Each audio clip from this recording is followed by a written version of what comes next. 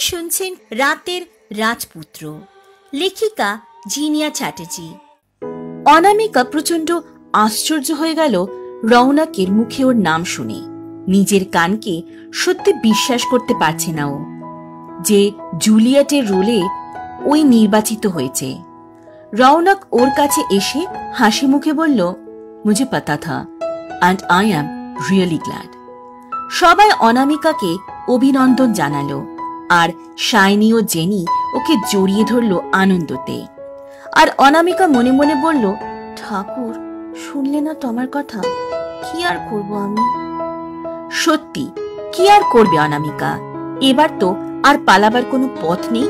তাই ও মনস্থির করল যাই হয়ে যাক ও নিজের পুরোটা দেওয়ার চেষ্টা করবে। তারপর রৌনক সমস্ত নির্বাচিত ছাত্রছাত্রীদের জানালো যে সপ্তাহে 3 দিন ওদের রিহার্সাল হবে সন্ধ্যে 5টা থেকে 7টা পর্যন্ত। দিনগুলি হলো যথাক্রমে সোমবার, বুধবার এবং শুক্রবার। সবাই মাথা নেড়ে সম্মতি জানানোর পর ও জিজ্ঞেস করল, do anyone have any problem? একমাত্র অনামিকা ছাড়া সবাই নেতিবাচক মাথা নাড়ল। রৌনক অনামিকাকে নিজের হাত তুলতে দেখে সবার উদ্দেশ্যে বলল, okay everyone, you can go back to your class. এক এক করে সবাই প্রস্থান করতে লাগলে অনামিকা শাইনি আর জেনিকে ওর জন্য অপেক্ষা করতে বলল। ওরা মাথা নেড়ে রৌনক এবং অনামিকার থেকে একটু দূরে গিয়ে দাঁড়ালো। রৌনক অনামিকার সামনে গিয়ে দাঁড়ালো, তারপর ওর মুখের দিকে তাকিয়ে বলল, হ্যাঁ না বলো, কি প্রবলেম আছে তোমার? অনামিকা ওর দিকে তাকিয়ে আস্তে আস্তে বলল, অ্যাকচুয়ালি প্রতিদিন বিকেল 5টা থেকে 7টা পর্যন্ত টাইমটা আমি অরফানেজের বাচ্চাদের সাথে স্পেন্ড করি। রৌনক মনোযোগ দিয়ে ওর কথাগুলি শোনার পর বলল, আচ্ছা এই 3 দিন যদি তুমি একটু লেট করে ওখানে যাও, কোনো প্রবলেম হবে কি তোমার? যদি তাদের সাথে একবার কথা বলে দেখো। অনামিকা বলল, তেমন কিছু হবে না, আসলে ওখানে থেকে আস্তে আস্তে একটু রাত হয়ে যাবে। আর তুমি তো জানো সেদিন যা হয়েছিল, তাই আমার রাতে একা আসতে একটু ভয় করে। রৌনক ইতিবাচক মাথা নাড়িয়ে বলল, আচ্ছা যদি আমি তোমাকে বাড়ি পৌঁছে দিই? অনামিকা ওর কথা শুনে বিস্মিত হয়ে জিজ্ঞেস করল, তুমি আমাকে পৌঁছে দেবে মানে? অনামিকার জিজ্ঞাসু মুখ দেখে রৌনক মুচকি হেসে বলল, মানে হচ্ছে প্র্যাকটিসের শেষে আমি তোমাকে আমার গাড়ি করে অরফানেজে নিয়ে যাব। সেখানে তুমি যতক্ষণ ইচ্ছে বাচ্চাদের সাথে টাইম স্পেন্ড করবে, দেন তোমাকে আমি তোমার অ্যাপার্টমেন্টে পৌঁছে দেব আমি বাড়ি যাওয়ার আগে। অনামিকা অবাক দৃষ্টিতে তাকিয়ে থাকলো রৌনকের দিকে। ও কি ঠিক শুনছে? অনামিকা ভাবতে পারছিল না যে কি বলবে। ও বুঝে উঠতে পারছিল না হঠাৎ রৌনক কেন। সবকিছু কেমন জানি গুলিয়ে যাচ্ছিল ওর। কিন্তু কোনো মতে নিজেকে সামলেও বলল, রন, না না, তোমার প্রবলেম হবে। আর কেউ যদি তোমাকে আর আমাকে এভাবে দেখে খারাপ ভাবতে পারে। রৌনক শান্ত স্বরে বলল, অ্যানা, রিয়েলি আমার কোনো প্রবলেম হবে না। আর কে কি ভাবলো আই ডোন্ট কেয়ার, আমার কাছে তোমার সেফটি ম্যাটার করে। অনামিকা রৌনকের মুখের দিকে তাকিয়ে চিন্তিত স্বরে বলল, কিন্তু এতক্ষণ শাইনি আর জেনি চুপচাপ ওদের কথা শুনছিল।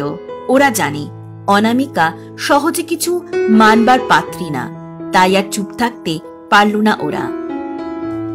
অনামিকাকে মাঝপথে থামিয়ে শাইনি একটু ধমকের স্বরে বলল, কোনো কিন্তু না, রন যা বলছে একদম ঠিক, আর তোকে মানতে হবে। দেখ, সবসময় জেদ ভালো না, তোকে একা একা তো কোনো মতেই অত রাতে বাড়ি আসতে দেব না। তুই তাই রনের সাথেই আসবি, বুঝলি? শাইনির কাছে বকুনি খেয়ে অনামিকা লক্ষ্মী মেয়ের মতো মাথা নাড়ালো।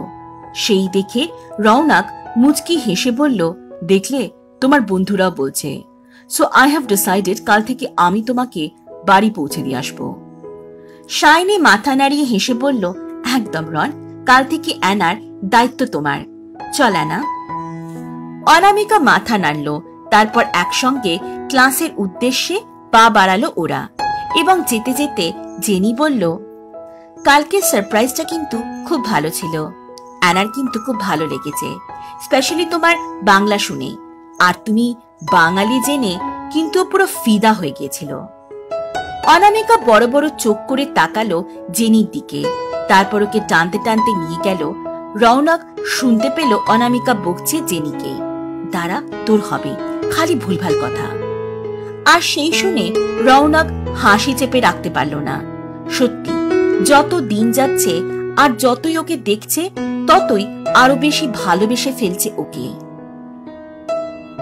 পরদিন কলেজ শেষ হওয়ার পর সবাই মিলে অডিটোরিয়ামে পৌঁছালো এবং ওদের নাটকের প্র্যাকটিসের জন্য সবাইকে নিজ নিজ সংলাপ লেখা কাগজ দেওয়া হলো পড়ার জন্য। কিন্তু অনামিকার সেদিকে মন নেই। আজ সকাল থেকে ও সেই মেয়েটাকে খুঁজছে যাকে রৌনক ভালোবাসে, কিন্তু এখনো বুঝে উঠতে পারছে না যে মেয়েটি কে। শাইনি অনামিকাকে এদিক ওদিক তাকাতে দেখে জিজ্ঞেস করলো, ওই এদিক ওদিক কি দেখছিস? অনামিকা ওর দিকে না তাকিয়েই বলল, রন বলেছিল যে মেয়েটাকেও ভালোবাসে, তাকে আমি চিনি, তাই খুঁজছি তাকে। শাইনি মনে মনে হাসতে লাগলো ওর কথা শুনে, কারণ ও এতদিনে সত্যিটা জেনে গেছে যে সেই মেয়েটি কে। হঠাৎ অনামিকা দেখল একটি মেয়ে রৌনকের খুবই কাছ ঘেঁষে কথা বলছে, যদিও রৌনক পাত্তা দিচ্ছে না। তাই অনামিকা বুঝতে পারল যে সে সেই মেয়েটি না যাকেও খুঁজছে। কিন্তু হঠাৎ অনামিকা অনুভব করলো কেমন জানি হিংসে হচ্ছে মেয়েটাকে দেখে। কিন্তু কেন ও বুঝতে পারছিল না ওর এমন অনুভব হওয়ার কারণ। ও নিজের জায়গা থেকে উঠে রৌনকের কাছে গেল, তারপর গলা খাঁকড়ে বলল, রন, আই ওয়ান্ট ইউর হেল্প। অনামিকার দিকে তাকিয়ে রন হাসল এবং বলল, শিওর আনা। তারপর অনামিকা মেয়েটার দিকে তাকিয়ে বলল, নাও প্লিজ এক্সকিউজ আস। মেয়েটি কিছু বলার আগে রৌনক বলল, I guess you don't have any problem now, so excuse us. মেয়েটি মাথা নেড়ে ওখান থেকে চলে যেতেই রৌনক অনামিকার দিকে তাকিয়ে বলল, আনা, হ্যাঁ কি প্রবলেম বলো। অনামিকা তখনও ওই মেয়েটার দিকে তাকিয়ে আছে গম্ভীরভাবে। রৌনক মনে মনে হাসছে অনামিকাকে দেখে। ওর মুখে হিংসার ছাপ স্পষ্ট। রৌনক বুঝতে পেরেছে ওর অসুবিধাটা অ্যাকচুয়ালি কোথায়, তাই ও এমন ভাব করলো যেন কিছুই বুঝতে পারেনি। অনামিকা ওর দিকে তাকিয়ে বলল, প্রবলেম নিজেই সলভ হয়ে গেছে, আবার আসলে আমি আসব। তারপরও শাইনি আর জেনির পাশে গিয়ে বসল। দেখতে দেখতে ঘড়িতে সন্ধে 7টা বেজে গেল। এক এক করে সবাই অডিটোরিয়ামের ভেতর থেকে বাইরের দিকে প্রস্থান করল। রৌনক অনামিকার দিকে তাকিয়ে বলল, চলো এবার যাওয়া যাক। ও মাথা নাড়িয়ে ওর সাথে কলেজের পার্কিং এর জায়গায় উপস্থিত হলো। তারপর ওর গাড়ি করে ওরা রওনা দিল গন্তব্যের উদ্দেশ্যে। গন্তব্যের দিকে যেতে যেতে অনামিকা বলল, জানো রন, কাউকে কষ্ট পেতে দেখলে আমার খুব কষ্ট হয়। আমি যে অরফানেজে যাই সেখানে কত ছোট ছোট বাচ্চা আছে, তাদের ফ্যামিলি নেই কিন্তু থাকবার জায়গা আছে। কিন্তু তাও এমন অনেকে আছে যাদের কিছুই নেই, না আছে থাকবার জায়গা, না আছে পরিবার। আমিও চাই তারা ওই অনাথ আশ্রমে থাকুক, কিন্তু সবাই তো একসাথে সেখানে থাকতে পারবে না। অনাথ আশ্রমে পৌঁছানোর পর ওরা ভেতরে পা রাখতে বাচ্চাদের কোলাহল শোনা গেল। অনামিকাকে দেখে অনাথ আশ্রমের প্রধান মিসেস বোস ঘরের ভেতর থেকে বেরিয়ে আসলেন, কিন্তু অনামিকার সাথে রৌনককে দেখে বিস্ফোরিত হয়ে গেল ওনার চোখ দুটি। কিছু বলতে যাওয়ার আগে রৌনক ওনাকে ইশারাতে কিছু বলতে বারণ করল। তারপর অনামিকাকে বলল, আনা তুমি ভেতরে যাও, আমি একটু ঘুরে দেখি এই জায়গাটা। অনামিকা ইতিবাচক মাথা নাড়িয়ে ভেতরে চলে গেল। রৌনক তারপর মিসেস বোসের সাথে ওনার অফিসে গেল। উনি রৌনককে বললেন, আপনি হঠাৎ এখানে অ্যানার সাথে? আমি কিন্তু খুব সারপ্রাইজড হয়ে গেছিলাম। রৌনক হেসে বলল, হ্যাঁ অ্যাকচুয়ালি আপনি তো জানেন যে আমি অ্যানাদের কলেজে জয়েন করেছি। আজ হঠাৎ ইচ্ছে হলো ওর সাথে আসতে। মিসেস বোস খুশি মনে বললেন, আপনি যা করেছেন আমাদের জন্য তার জন্য অনেক থ্যাংক ইউ, নইলে সবাইকে পথে বসতে হতো। রৌনক নেতিবাচক মাথা নাড়িয়ে বলল, না না, এই কথা কেন বলছেন, আমার কর্তব্যটাই তো করেছি। আচ্ছা, আমি কিছু ডোনেশন দিতে চাই। তারপর নিজের পকেট থেকে চেক বার করে তাতে অর্থের পরিমাণ লিখে ওনাকে দিলেন। ওনার চোখগুলি আবার বিস্ফোরিত হয়ে গেল অর্থের পরিমাণ দেখে। এতগুলো টাকা! রৌনক মুচকি হেসে বলল, অনামিকার স্বপ্নের কাছে এ তো সামান্য। ও চায় যে এখানে আরো বাচ্চা এসে থাকুক, তাই এই জায়গাটাকে আরো বড় করার দরকার, আর আমি ওর প্রতিটি স্বপ্ন পূরণ করার দায়িত্ব নিয়েছি। আপনি কিন্তু এই কথাগুলি সিক্রেট রাখবেন। ওকে, তাহলে আমি উঠছি। বাইরে বেরিয়ে আসার পর ও অনামিকার কাছে গেল, দেখল ও কি সুন্দর খেলছে বাচ্চাগুলোর সাথে। ওকে দেখে হেসে ফেলল রৌনক। সত্যি কি নিষ্পাপ অনামিকা, আর তাই তো আরো বেশি করে ভালোবেসে ফেলছে ওকে।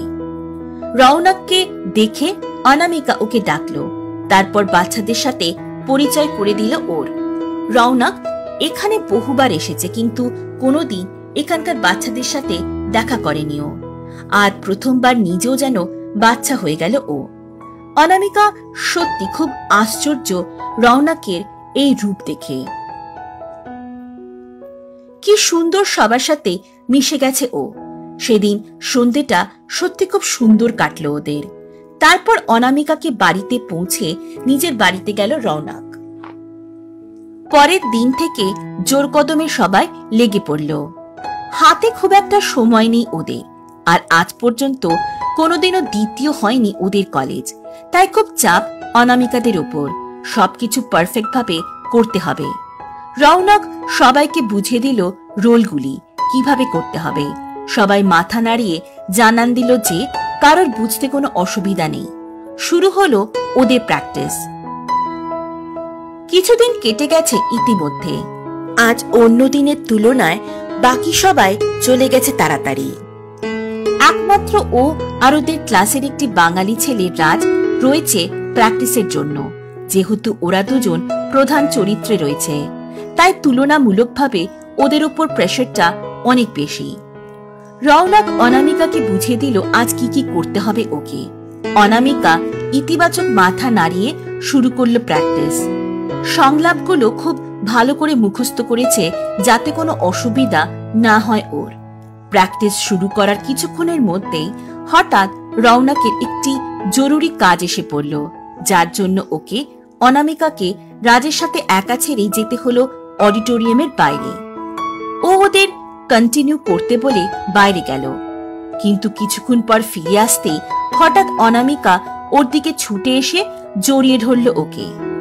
ঘটনার আকস্মিকতায় রৌনক খুব আশ্চর্য হয়ে গিয়েছিল। হঠাৎ ও অনুভব করলো যে ওর পরিহিত শার্টটি একটু একটু করে ভিজে যাচ্ছে অনামিকার অশ্রুতে। রৌনক শান্ত স্বরে বলল, আনা, কি হয়েছে তোমার, বলো। অনামিকা কিছু বলতে পারছে না, শুধু কেঁদে চলেছে নিঃশব্দে রৌনককে জড়িয়ে। রৌনক রাজের দিকে তাকিয়ে বলল, তুমি বাড়ি যেতে পারো, আজ আর প্র্যাকটিস হবে না। ছেলেটি মাথা নাড়িয়ে নিঃশব্দে চলে গেল ওখান থেকে। অনামিকা তখনও কেঁদে চলেছে রৌনককে জড়িয়ে। ও সত্যি বুঝতে পারছিল না হঠাৎ কি হলো অনামিকার। ওকে জিজ্ঞেস করা সত্ত্বেও যখন অনামিকা কিছু বলল না, তখন মহা চিন্তায় পড়ে গেল রৌনক। রাজ নামক ছেলেটি চলে যাওয়ার পরে অনামিকা আস্তে আস্তে মাথা তুলে তাকালো রৌনকের দিকে। ওর অশ্রুসজল চোখ দুটি দেখে রৌনকের খুবই কষ্ট হচ্ছিল। আলতো করে চোখের জল মুছিয়ে দিয়ে রৌনক ওকে চেয়ারে বসালো। তারপর ওর সামনে হাঁটু গেড়ে বসে শান্তস্বরে জিজ্ঞাসা করল, অ্যানা, কি হয়েছে, বলবে না আমাকে? অনামিকা একটু শান্ত হয়ে বলল, রন, আমি পারবো না, আমাকে প্লিজ এই নাটক থেকে বাদ দিয়ে দাও। রৌনক একটু অবাক হয়ে গেল অনামিকার কথা শুনে এবং আবারও জিজ্ঞেস করল, অ্যানা, কি হয়েছে হঠাৎ, এ কথা কেন বলছো বলো? অনামিকা নিচের দিকে তাকিয়ে রইল, কোনো প্রত্যুত্তর না দিয়ে। ওর মনে অনেক প্রশ্নের আনাগোনা চলছে এখন। রৌনককে বললে ও যদি বিশ্বাস না করে ওর কথা, ও যদি ওকে খারাপ মেয়ে ভাবে, কি করবে তখন অনামিকা? এই আশঙ্কায় ঘিরে ধরেছে ওকে। অনামিকাকে জিজ্ঞেস করেও যখন রৌনক কোনো প্রত্যুত্তর পেল না, তখনও খানিকটা গম্ভীর হয়ে গেল। অনামিকার গালে আলতো করে হাত রেখে রৌনক একটু গম্ভীরভাবে বলল, অনামিকা, আমার দিকে তাকাও। আমি জানি নিশ্চয়ই কিছু হয়েছে, আমাকে বলো। অনামিকা ওর দিকে ধীরে ধীরে তাকালো, কিন্তু রৌনকের চোখে চোখ রাখতে পারল না, কারণ ওর চোখের দিকে তাকিয়ে অনামিকা কখনোই মিথ্যে বলতে পারবে না। তাই অন্যদিকে তাকিয়ে বলল, আমার কিছু হয়নি, আমি ঠিক আছি। প্র্যাকটিস তো শেষ হয়ে গেছে, তাই আমি বাড়ি যেতে চাই। অনামিকা উঠে দাঁড়ানোর পর কয়েক পা যেতেই রৌনকের আওয়াজে থমকে দাঁড়ালো। রৌনক উঠে দাঁড়িয়ে গম্ভীর স্বরে বলল, আমি জানি তুমি কিছু লুকাচ্ছ অ্যানা আমার থেকে, আর আমি এও জানি তুমি মিথ্যে বলছো, তাই তো আমার চোখের দিকে তাকাতে পারলে না। রৌনক অনামিকার দিকে এগিয়ে যাওয়ার পর ওর সামনে দাঁড়িয়ে এবং ওর চোখে চোখ রেখে শান্ত স্বরে বলল, অ্যানা, যদি তুমি সত্যি আমাকে নিজের ফ্রেন্ড ভাবো, আমাকে সত্যি বলো প্লিজ। তোমাকে স্যাড দেখে আমি খুব হার্ট হচ্ছি। তুমি কি আমাকে ট্রাস্ট করো না? অনামিকা অবাক হয়ে তাকিয়ে থাকলো রৌনকের দিকে। ও বুঝতেই পারেনি যে রৌনক এতটা কষ্ট পেয়েছে ওকে কাঁদতে দেখে। অনামিকা ওকে খুব বিশ্বাস করে, এমনকি নিজের থেকেও বেশি। ও রৌনকের চোখে চোখ রেখে বলল, আমি নিজের থেকেও বেশি যদি কাউকে ট্রাস্ট করি, সে তুমি। আমি জানি তুমি হয়তো সব শোনার পর আমাকে খারাপ মেয়ে ভাবতে পারো, আমাকে নাই বিশ্বাস করতে পারো, তাও আমি বলবো, আজ যখন তুমি বাইরে গিয়েছিলে, রাজ যে রোমিওর পাঠ করেছে আমাকে সাডেনলি খুব টাইটলি হাগ করলো। আমি ওকে ছাড়ানোর চেষ্টা করছিলাম, কিন্তু পারলাম না। আর তারপর ও আমাকে ইনঅ্যাপ্রোপ্রিয়েট ভাবে টাচ করছিল, আর আর হি ট্রাইড টু কিস। অনামিকা শেষ করতে পারল না কথাটি, তার আগে কান্নায় ভেঙে পড়ল ও। রৌনক খুবই আশ্চর্য হয়ে গেছিল অনামিকার কথা শুনে। তারপর নিজের বাহু ডোরে আবদ্ধ করে নিল ওকে। রৌনকের চোখ দুটি অনামিকার অলক্ষ্যে লাল হয়ে জ্বলে উঠল রাগে। তারপর নিজেকে শান্ত ও স্বাভাবিক করে অনামিকার মাথায় হাত বুলিয়ে দিতে দিতে বলল, খেদো না অ্যানা, সব ঠিক হয়ে যাবে। রন অ্যানার সব দুঃখ গায়েব করে দেবে। কাল আমি কথা বলবো রাজের সাথে, ভয় পাবে না একদম তুমি, ও কিছু করতে পারবে না তোমার। রৌনকের কথাগুলি শুনে অনামিকা অবাক হয়ে ওর দিকে তাকালে রৌনক শান্ত স্বরে বলল, তোমাকে আমি অলওয়েজ বিশ্বাস করি অ্যানা, আর কোনোদিনও তোমাকে আমি খারাপ ভাববো না, কারণ তুমি আমার গুড গার্ল। রৌনক অনামিকার চোখের জল মুছিয়ে দিয়ে বলল, অনেক কান্নাকাটি হয়েছে, এবার অনামিকার হাসি মুখ দেখতে চাই আমি। অ্যানা হাসবে তো আমার জন্য? অনামিকা আলতো হেসে মাথা নাড়ল খুশি হয়ে। তারপর ওরা প্রস্থান করল বাড়ির উদ্দেশ্যে। পরের দিন কলেজ শেষ হওয়ার পর রৌনকের কথা মতো অনামিকা রাজের সাথে অডিটোরিয়ামে পৌঁছাল। রৌনক আগে থেকে ওদের বলে রেখেছিল কলেজ শেষ হয়ে গেলে যেন ওরা দুজনে অডিটোরিয়ামে পৌঁছে যায়, নাটক সংক্রান্ত কিছু বিষয় আলোচনার জন্য। যথাসময় ওরা অডিটোরিয়ামে পৌঁছে দেখল রৌনক আগে থেকে ওখানে উপস্থিত রয়েছে। ওদেরকে দেখতে পেয়ে রৌনক ইশারাতে মঞ্চের উপর আসতে বলল। ওরা দুজনে মঞ্চের উপর গিয়ে দাঁড়ানোর পর রৌনক একটু গম্ভীরভাবে বলল, তো যে ব্যাপারে আলোচনা করার জন্য আমি ডাকলাম সেটা খুবই ইম্পর্ট্যান্ট, আর আমার মনে হয় আজ আলোচনা না হলে অনেক দেরি হয়ে যাবে। অনামিকা নিশ্চুপভাবে তাকিয়ে থাকলো রৌনকের দিকে, কারণ আলোচনার বিষয় ওর অজানা নয়। কিন্তু রাজ একটু কনফিউজ হয়ে বলল, ইম্পর্টেন্ট কথা কি কথা? রৌনক শান্ত স্বরে বলল, তুমি আর অ্যানা দুজনেই জানো সেই কথাটা। কি অ্যানা, তাই না? অনামিকা মাথা নাড়িয়ে সম্মতি জানালো, কিন্তু রাজ আবারও জিজ্ঞেস করল, আপনি কি বলতে চাইছেন? আমি তো কিছুই বুঝতেই পারছি না। রৌনক একটু গম্ভীর স্বরে বলল, বুঝতে পারছো না? ওকে, আমি বুঝিয়ে দিচ্ছি। তারপরও অনামিকার বলা সমস্ত ঘটনার উল্লেখ করল। বিস্ফোরিত হয়ে গেল রাজের চোখগুলো রৌনকের মুখে সমস্ত ঘটনাটি শুনে। রৌনক আবারও গম্ভীর স্বরে বলল, বুঝতে পেরেছ এখন নিশ্চয়ই? রাজকে ক্রোধিতভাবে অনামিকার দিকে তাকাতে দেখে রৌনক একটু জোরে বলল, ওর দিকে না, আমার দিকে তাকাও। রাজের রাগান্বিত মুখ দেখে অনামিকা ভয় পেয়ে গেল খুব, কিন্তু নিশ্চুপ রইল। তারপর রাজ রৌনকের দিকে তাকিয়ে বলল, আপনাকে কে বলেছে কথাগুলি? রৌনক গম্ভীর স্বরে বলল, সেটা ইম্পর্টেন্ট না। ইম্পর্টেন্ট হলো আমার বারণ করা সত্ত্বেও তুমি সেটা করার সাহস দেখালে কি করে? On the very first day আমি বলেছিলাম, যেহেতু অনামিকা কোনো রোম্যান্টিক সিনে কমফোর্টেবল না, সেহেতু তেমন কোনো সিন এই প্লেতে থাকবে না। তাহলে কি বলবে? তুমি নিশ্চয়ই এটা বলতে পারবে না আমি রিহার্সাল করছিলাম এমন সিনের। কি রাজ? রাজ চেঁচিয়ে বলল, মিথ্যে, সব মিথ্যে। অ্যানা মিথ্যে বলছে। আমি ওকে টাচই করিনি, আপনি ওর কথা বিশ্বাস করছেন? রৌনক ইতিবাচক মাথা নাড়ল। হ্যাঁ, আমি জানি কে সত্যি বলেছে, তাই তোমাকে ভালোভাবে বলছি, সত্যিটা বলে দাও। রাজ আবারও চেঁচিয়ে উঠল, কখনো না, আমি করিনি এমন কিছু। আপনি আমার বিরুদ্ধে এমন অভিযোগ আনতে পারেন না। রৌনক বুঝতে পারল এমনভাবে কখনই স্বীকার করবে না ও। তাই রৌনক অনামিকার সামনে এগিয়ে আস্তে আস্তে বলল, অ্যানা, তুমি একটু বাইরে যাবে? আমি বুঝতে পেরেছি ও তোমার সামনে কনফেস করবে না, কিন্তু আমি কনফেস করিয়েই ছাড়ব। আমার উপর বিশ্বাস আছে তো? অনামিকা মাথা নাড়িয়ে বলল, নিজের থেকেও বেশি। এই বলে অনামিকা ওখান থেকে প্রস্থান করল। তারপর রৌনক গম্ভীরভাবে তাকালো রাজের দিকে এবং বলল, দেখো, এবার কেউ নেই।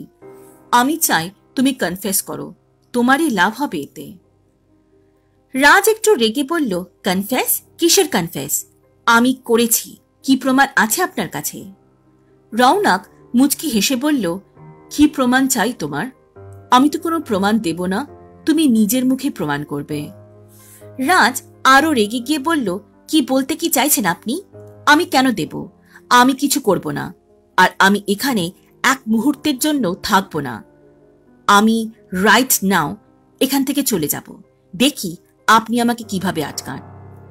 রৌনক ওর কথা শুনে হেসে বলল, আচ্ছা, চেষ্টা করে দেখো আটকাতে পারি কিনা। রাজ মঞ্চ থেকে নেমে দরজার কাছে পৌঁছে দরজা খোলার চেষ্টা করতেই দেখল দরজা লকড। কিন্তু কে করল? অনামিকা কি? তখন রাজ শুনতে পেল রৌনকের আওয়াজ, কি হলো? দরজা খুলছে না, তাই তো? ওটা ততক্ষণ খুলবে না যতক্ষণ না আমি চাইব। কজ এত সহজে তো তোমাকে আমি যেতে দেব না। একমাত্র তুমি কনফেস করলেই যেতে পারবে। মঞ্চ থেকে নামতে নামতে বলল রৌনক। রাজ এবার মারাত্মক রেগে গেল এবং একটু চেঁচিয়ে বলল, আপনি কে যে আপনাকে কনফেস করতে হবে? রৌনক মুচকি হেসে বলল, আচ্ছা, তুমি দেখতে চাও আমি কে? তারপর রাজ যা দেখল তা কোনো দুঃস্বপ্নের থেকে কম নয়। হঠাৎ অডিটোরিয়ামের লাইটগুলি জ্বলতে নিভতে শুরু করল। রৌনক ক্রমশ এগিয়ে আসছে ওর দিকে। ওর চোখ দুটি লাল হয়ে জ্বলছে। রাজের ভীত মুখ দেখে হেসে উত্তল রৌনক, আর ও দেখল ধারালো একজোড়া দাঁত। মুহূর্তের মধ্যে রৌনক একদম কাছে এসে বলল, এটাই কি যথেষ্ট, না আরো কিছু দেখার ইচ্ছে আছে তোমার? কি হলো, মুখ দিয়ে কথা বেরোচ্ছে না বুঝি? রাজ কাঁপা কাঁপা কণ্ঠে বলল, আপনি আপনি মানুষ নন, আপনি ভ্যাম্পায়ার। রওনক মুচকি হেসে শীতল স্বরে বলল, একদম ঠিক। তা জেনেই যখন গেছো তাহলে এটাও নিশ্চয়ই জানো যে আমি তোমার সাথে কি কি করতে পারি। তুমি কিছু বুঝে ওঠার আগে শরীরের শেষ রক্তবিন্দুটুকুও থাকবে না। নিশ্চয় জানো জ্যাকের কি হয়েছিল। সবাই ছিল বলে কিছু করিনি, কিন্তু এখানে তুমি একা। এখান থেকে পালানো সব পথবন্ধ, আর এখানে তোমাকে বাঁচাতে কেউ আসবে না। লাস্ট বারের মতো বলছি, তুমি কনফেস করবে নাকি নাকি আমাকে বাধ্য করবে সেটা করতে যেটা তুমি স্বপ্নেও ভাবতে পারছো না? রাজের সারা শরীর কাঁপতে লাগলো ভয়তে। ও বুঝতে পারল ও স্বীকার না করলে অত্যাধিক খারাপ কিছু হতে পারে।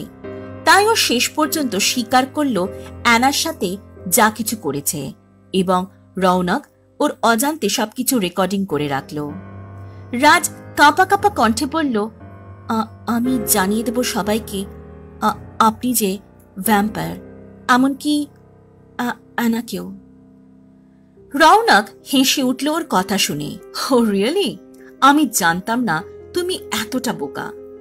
তারপর গম্ভীর স্বরে বলল, আর সেই বোকামিটা করার চেষ্টাও করো না, না হলে তুমি নিজে বিপদে পড়বে। রাজ কনফিউজ হয়ে জিজ্ঞেস করল, বিপদে? কিসের বিপদ? রওনক মুচকি হেসে বলল, আমি বুঝিয়ে দিচ্ছি বিপদটা কিসের। প্রথমত, তোমার কথা কেউ বিশ্বাস করবে না, কারণ সবার মতে ভ্যাম্পায়ার ডোন্ট এক্সিস্ট। একমাত্র তুমি আমি জানি সত্যিটা।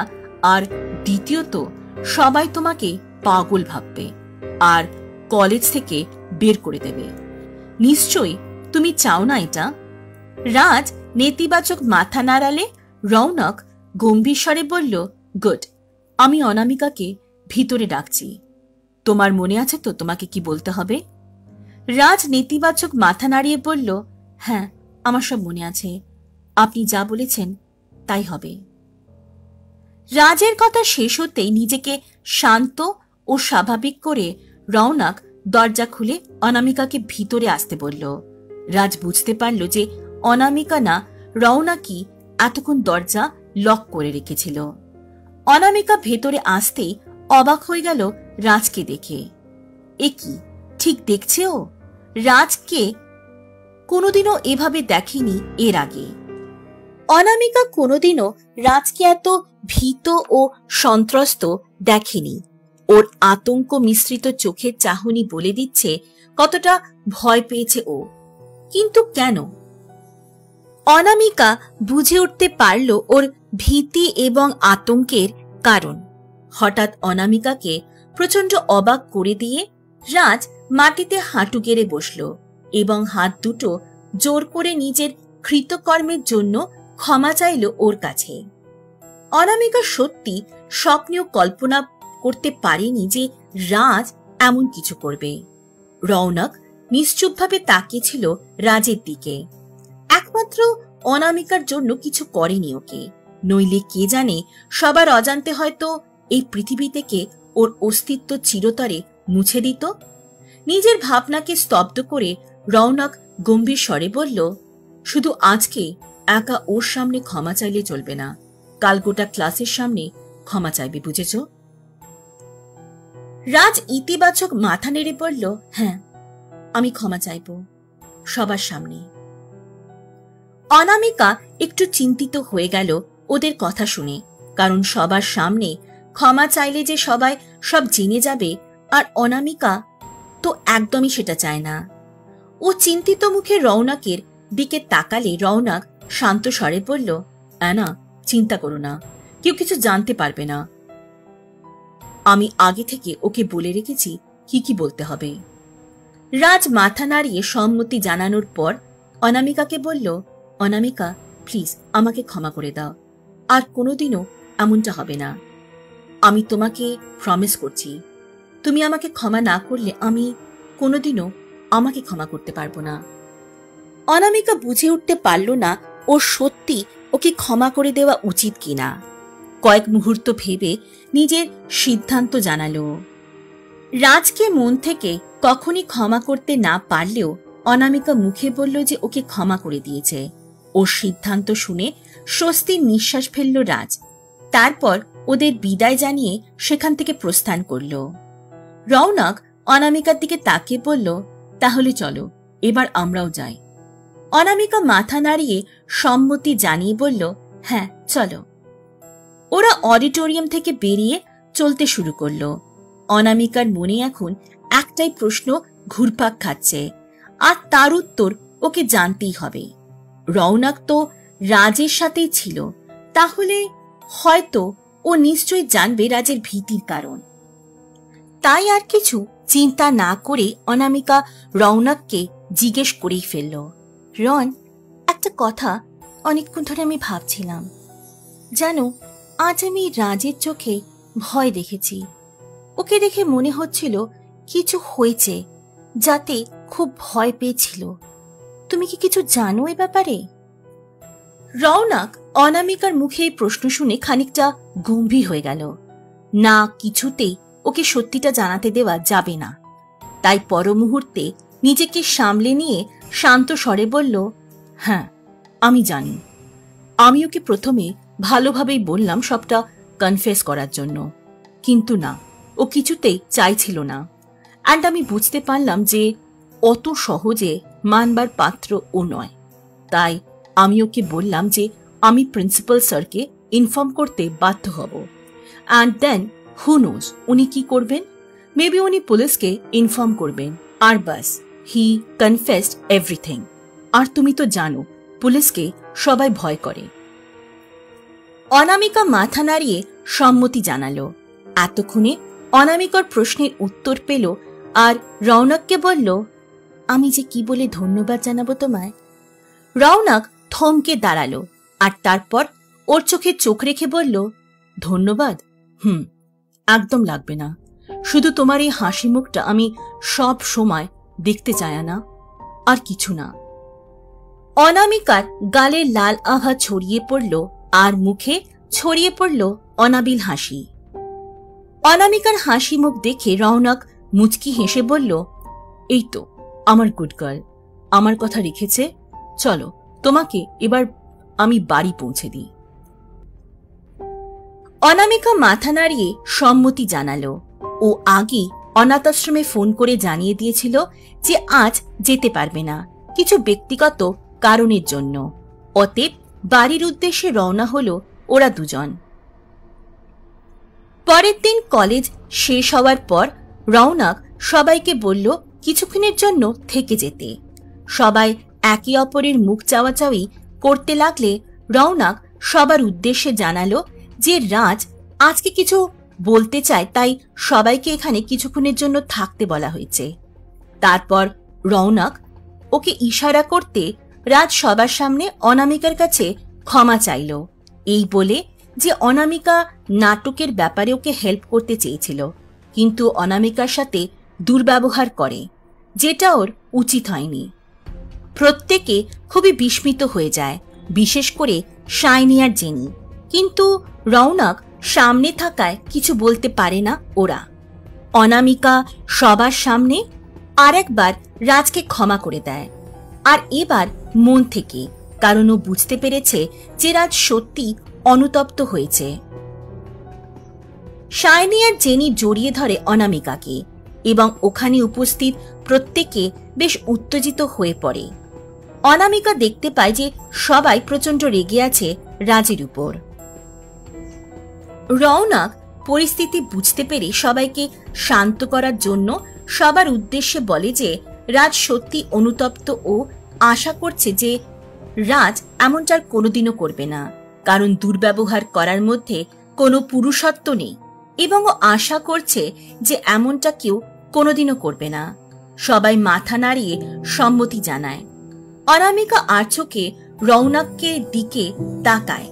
আজ ওর প্রতি সম্মান ও ভালোবাসা আরো কয়েক গুণ বেড়ে গেল অনামিকার। সবাই ওখান থেকে প্রস্থান করার পর অনামিকা রৌনকের সাথে অনাথ আশ্রমে পৌঁছে গেল বাচ্চাদের সাথে সময় কাটাতে। এই সময়টা বড্ড প্রিয় ওর। ওরা দুজনেই এখানে এসে ছোট বাচ্চা হয়ে যায় আর মেতে ওঠে আনন্দিতে। আর রৌনকও অপেক্ষা করতে থাকে এই মুহূর্তের জন্য। অনামিকার সাথে কাটানো প্রত্যেকটা মুহূর্ত ওর কাছে খুবই মূল্যবান। আজ অনাথ আশ্রমে পৌঁছে একটি আনন্দের সংবাদ পেল অনামিকা। মুহূর্তের মধ্যে ওর মন উৎফুল্ল হয়ে উঠল। মিসেস বোস আনন্দের সাথে জানালেন যে একজন খুব উদার মনের মানুষ অনেক অর্থ দান করেছেন, যার জন্য উনি এই অনাথ আশ্রমটিকে আরো প্রশস্ত করতে পারবেন, আর তাই এখানে আরো অনেক গৃহহীন পথশিশু থাকতে পারবে। অনামিকা আনন্দে জড়িয়ে ধরল ওনাকে, তারপরও বলল, তাই কে? আপনার কাছে কি তার ডিটেলস আছে? আমি তাকে থ্যাংক ইউ বলতে চাই। উনি এতটা করলেন আমাদের জন্য।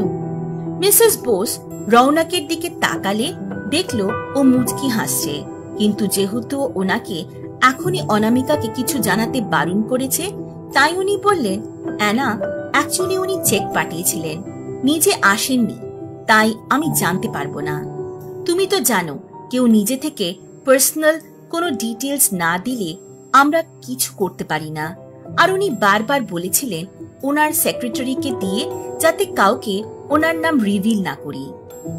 অনামিকা মাথা নাড়িয়ে একটু উদাসী কণ্ঠে বলল, ও আচ্ছা, আমি ভাবলাম ওনাকে থ্যাংক ইউ জানাবো, কিন্তু তা আর হলো না। একটু মন খারাপ হয়ে গেল অনামিকার। রৌনক অনামিকার দিকে তাকিয়ে একটু মুচকি হেসে বলল, অ্যানা, মন খারাপ করো না। আজ হয়তো দেখা হয়নি, but who knows, maybe in future দেখা হলেও হয়ে যেতে পারে।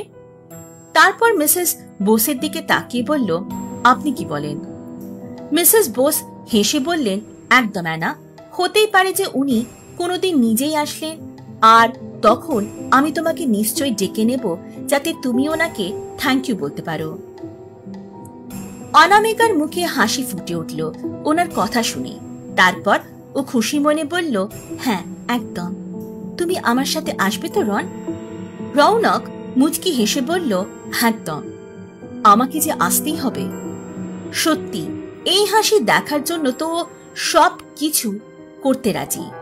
তারপর ওরা বাচ্চাদের সাথে সময় কাটিয়ে যথাসময় বেরিয়ে পড়ল গন্তব্যের উদ্দেশ্যে। রাত ৯টা নাগাদ অনামিকা বাড়ির কাছে পৌঁছল রৌনকের সাথে। গাড়ি থেকে নামার আগে বলল, তোমাকে আর একবার ধন্যবাদ রন, তুমি যা করলে আমার জন্য আজকে। রৌনক শান্ত স্বরে বলল, অ্যানা, তোমার কিন্তু আমাকে ধন্যবাদ দেওয়ার সম্পর্ক নয়, বন্ধুত্বে থ্যাংক ইউ আনতে নেই, বুঝেছ আমার গুড গার্ল।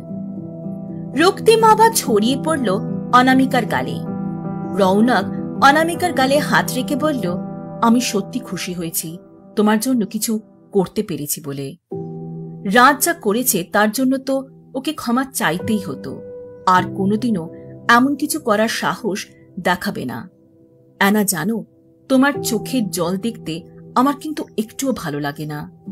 একটা কথা বলবো তোমায় অ্যানা, তোমার খুশিতে কিন্তু আমি খুশি হই, আর তুমি যখন স্যাড হও তোমার সাথে সাথে আর একজনেরও কিন্তু মন খারাপ হয়ে যায়, জানো কার?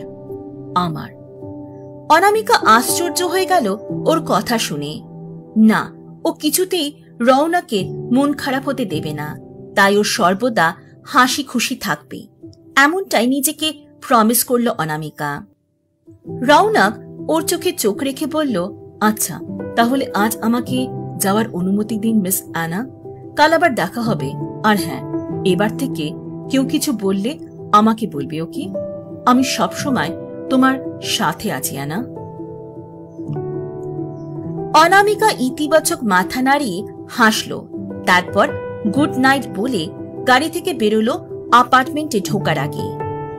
ঘরে ঢুকতে শাইনি বলে উঠল, অ্যানা, তোর সাথে কথা আছে, তুই ফ্রেশ হয়ে আয় আগে, তারপর বলবো। অনামিকা মাথা নাড়িয়ে ফ্রেশ হতে গেল। কিছুক্ষণ পরে বিছানায় এসে বসতে শাইনি আর জেনি একের পর এক প্রশ্ন ছুড়ে দিতে লাগলো ওর দিকে, রাজের ক্ষমা চাওয়ার ব্যাপার নিয়ে। অনামিকা যেহেতু ওদের থেকে কোনোদিনও কিছু লুকায়নি, তাই সবটা খুলে বলল ওদের।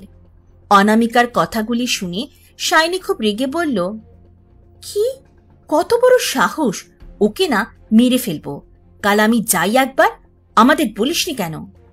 অনামিকা ওকে শান্ত করার চেষ্টা করে বলল, তোর এই চণ্ডী রূপের জন্য আমাকে রন বলেছিল কাউকে ততক্ষণ কিছু জানাতে না, যতক্ষণ রাজ সবার সামনে ক্ষমা না চাইবে।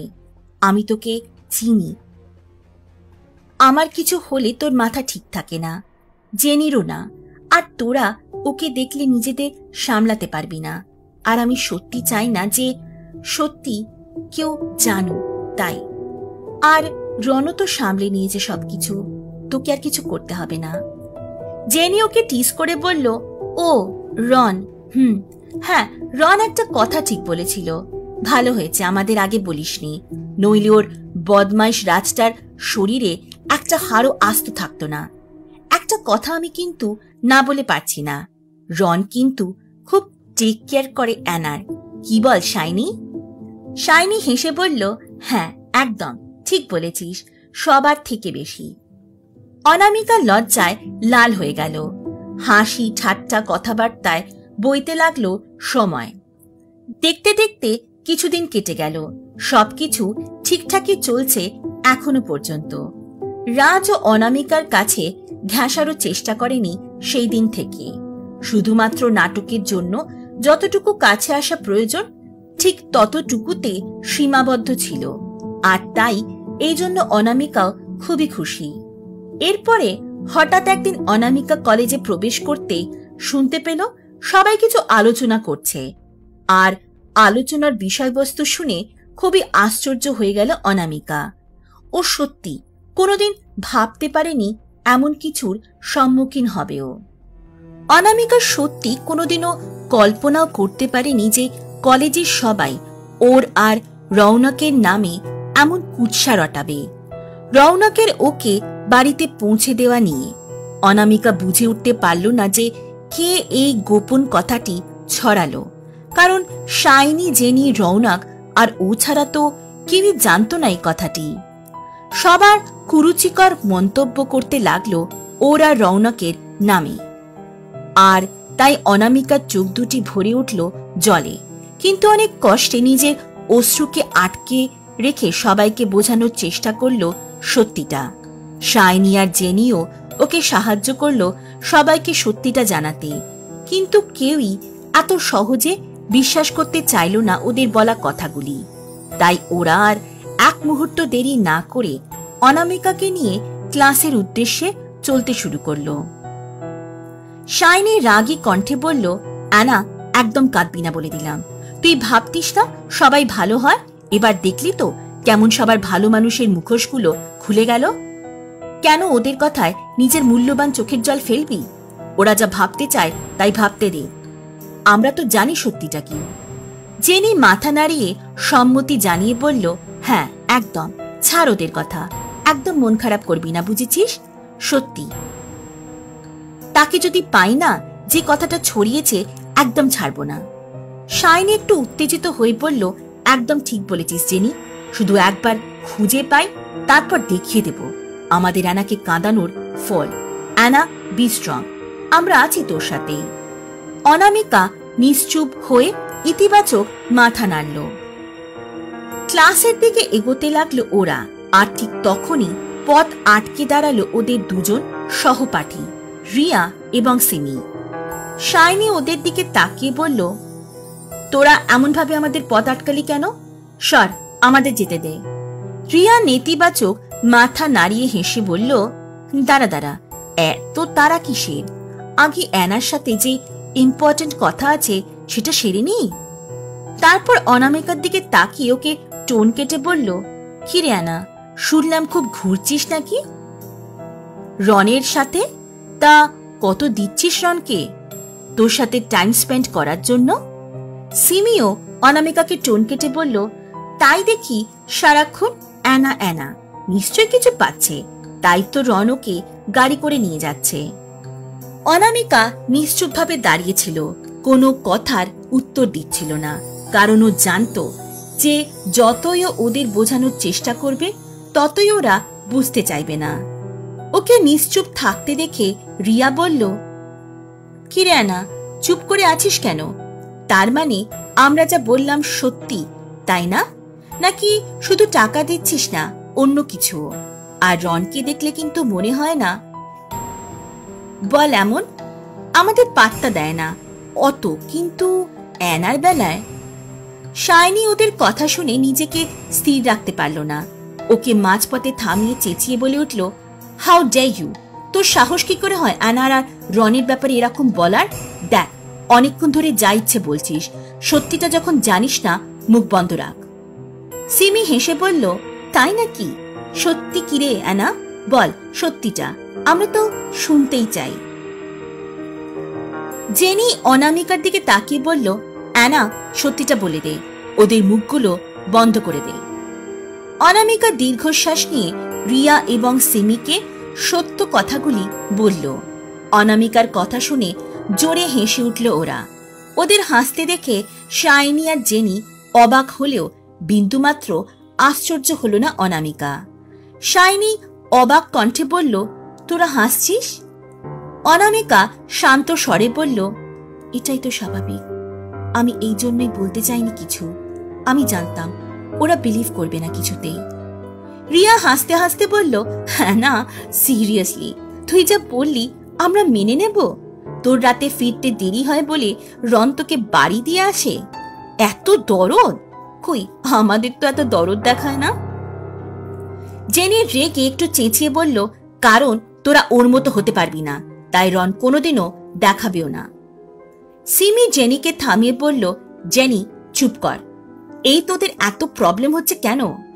হু নোজ অ্যানা কি কি করে রনকে হাতে রাখার জন্য। নিশ্চয় এমন কিছু দেয় যাতে রনও খুব খুশি হয়। অ্যানা, ওকে তো ভালো মানুষই দেখি হাত করেছিস, কি বল? আর রনকেও বলিহারি, একদম ঢলে যাচ্ছে। বল না, কি কি দিচ্ছিস ওকে? অনামিকা আর সহ্য করতে পারছিল না। ও চিৎকার করে বলল, তোদের এত প্রবলেম না আমাকে আর রনকে দিয়ে? প্রথমে ভেবেছিলাম যে ওকে কিছু বলবো না তোদের কথা শুনে, কিন্তু না, আমি আর রনের ব্যাপারে কিছু শুনতে চাই না, বুঝেছিস তোরা? আমাকে নিয়ে যা বলার বল, কিন্তু ওর ব্যাপারে আর একটাও কথা শুনতে চাই না। আমি আজই বলে দেব রনকে দূরে থাকতে, আর আমিও ওর থেকে দূরে থাকবো। রিয়া ওর কথা শুনে টোন কেটে বলল, বাব্বা, এত দরদ? ওর কথা শুনলে তোরা তো গায়ে লাগছে কেন অ্যানা? অনামিকা আবারও চেঁচিয়ে বলল, হ্যাঁ লাগছে আমার, তাই তো বলবো আমি রনকে। দু চোখ বেয়ে অশ্রু গড়িয়ে পড়ল ওর গালের ওপর। শাইনি বিস্মিত কণ্ঠে বলল, অ্যানা কি বলছিস? একদম না, তুই কিছু বলবি না রনকে, ও হার্ট হবে। তুই ওদের কথা শুনে এমন কিছু করবি না না। জেনি ইতিবাচক মাথা নাড়িয়ে বলল, শাইনি ঠিক বলেছে, তুই এমন কিছু করিস না প্লিজ। ওরা ওকে জড়িয়ে ধরলে অনামিকা বলল, আমাকে ছাড় তোরা, এটাই ঠিক হবে, প্লিজ ছাড় আমাকে। জেনি বলল, না না, তুই এভাবে রনকে হার্ট করিস না, ও কিন্তু কষ্ট পাবে। সিমি আবারও টোন কেটে বলল, আমার তো সন্দেহ হচ্ছে অ্যানা বলবে কিনা। যা মেয়ে। অনামিকা একটু জোরে চেঁচিয়ে বলল, তোরা ছাড়বি কিনা আমাকে বল। শাইনি নিজের বন্ধন আলগা করে বলল, যদিও মন থেকে চায় না অনামিকা এই পদক্ষেপ নিক, কিন্তু এখন ওকে কিছু বললে যে ও শুনবে না সেটা ভালো করে বুঝতে পেরেছিল শাইনি, তাই শান্ত স্বরে বলল, জেনি ওকে ছেড়ে দে। জেনি অবাক হয়ে বলল, মানে ওকে ছেড়ে দিলে তো ও রনের কাছে চলে যাবে। শাইনি অনামিকার দিকে তাকিয়ে বলল, ওকে যেতে দে। শুধু একটা কথা না, এমন কিছু করিস না যাতে পরে তোকে পস্তাতে হয়।